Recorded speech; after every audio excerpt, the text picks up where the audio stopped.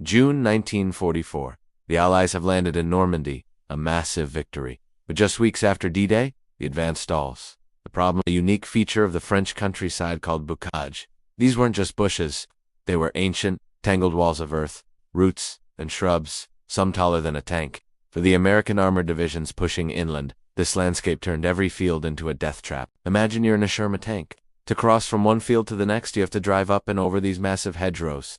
As your tank crests the top, its thin underbelly armor is completely exposed to German anti-tank guns. Waiting on the other side, it's a terrifying, deadly maneuver. Tanks were being knocked out left and right. Infantry, trying to support them, were pinned down by machine gun fire. The Allied advance slowed to a brutal crawl, a yard-by-yard fight with mounting casualties. The momentum gained on D-Day was bleeding out in the hedgerows of Normandy.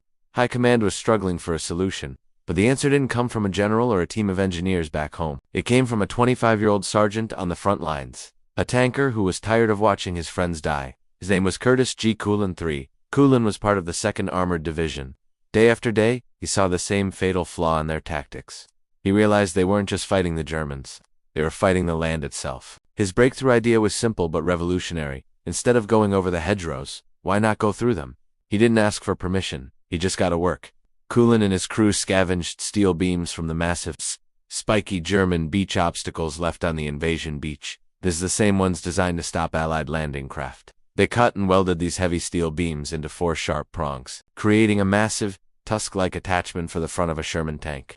The design was crude, but the concept was brilliant. The idea was to drive the tank straight at the hedgerow. The steel prongs would dig into the thick wall of earth and roots, tearing it apart from the inside.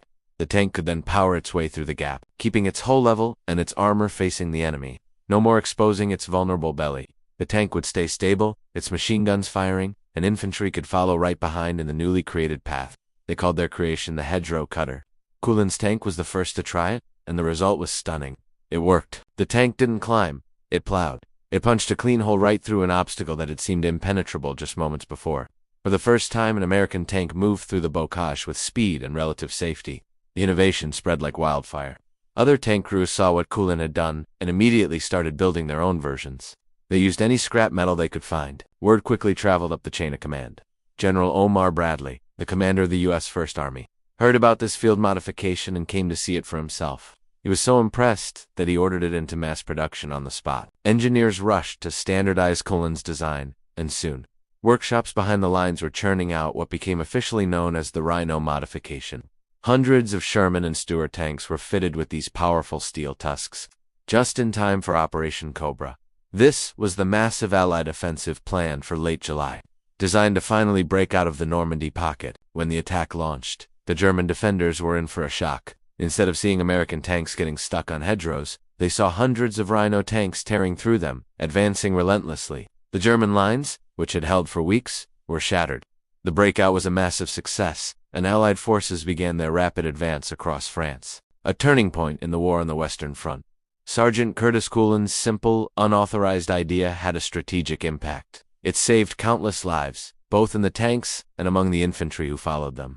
It restored mobility to the armored divisions and helped turn the tide in the battle for France. For his incredible ingenuity, Cullen was awarded the Legion of Merit. His story is a powerful reminder that sometimes the most effective solutions don't come from the top down. They come from the bottom up, from the person on the ground, facing the problem head on, who has the courage to see things differently and the grit to build a solution with their own 2 hands. Thanks for watching. If you found this story of battlefield innovation as fascinating as I do, be sure to like this video and subscribe for more hidden histories. See you next time.